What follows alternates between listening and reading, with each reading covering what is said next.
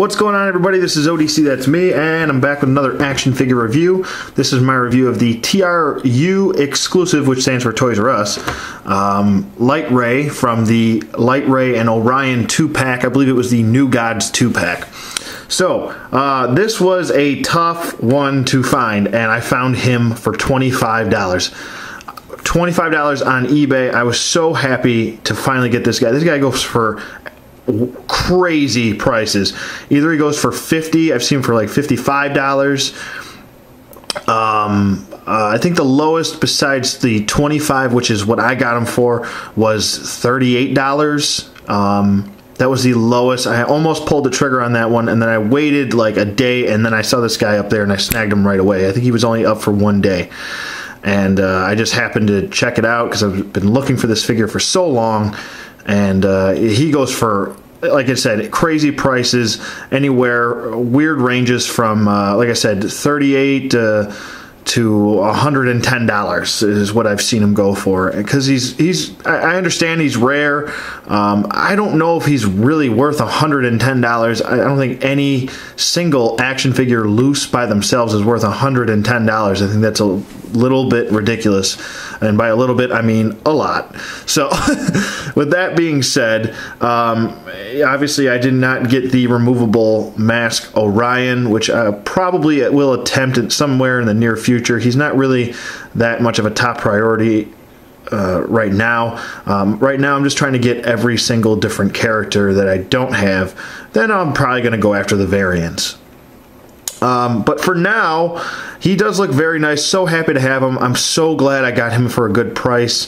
I almost thought that there was something wrong with this guy, and there's absolutely nothing wrong. Maybe he's got like a little bit of a loose head syndrome, but not too bad. It doesn't jiggle like if I shake him, it doesn't really jiggle like that or anything like that. I thought there was going to be something majorly wrong, like a kind of like that Captain Atom that I got a while ago, but not too bad at all. He is a very nicely done figure. I don't really have any problems with his paint apps or anything like that. His face is very well sculpted. Pretty nice.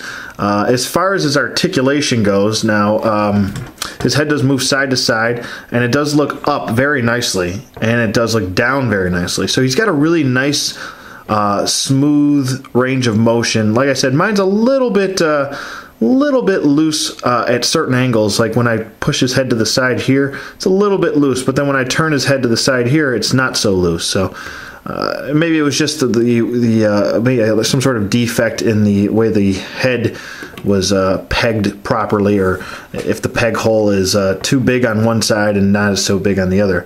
But it does do a full 360. His arms do go up by that far. They go down. They can do a full 360 as well.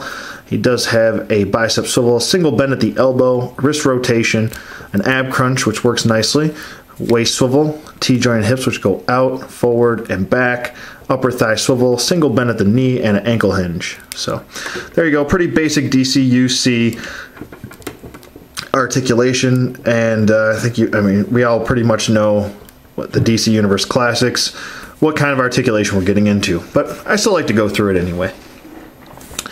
As far as sculpting goes now, I'll point out all the sculpting, and then I'll just show you guys close up everything.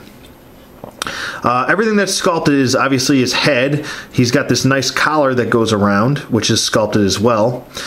His belt is sculpted. His wristbands are sculpted as well. And that's pretty much it. Everything else is painted, including the boots are painted as well. It would have been nice to have a nice sculpted, maybe a little bit of a raised boot here, but I actually don't mind it. I think it looks pretty well done. So, with that being said, let me just get to his face here. A little bit more light in here. It's a little dark. It's a little dark in here. A little dark in here. Yeah, a little dark. I really like the way his hair is sculpted. It does look very nice. And so happy I can almost pretty much finish off my New Gods display with Lightray here. As you can see, there is his belt. Sculpted nicely. Wristbands, and then we'll go to his boots, which are just painted gold with a little bit of a design going around. So looks pretty cool. Do like it, and he's got his Lightray symbol on his chest.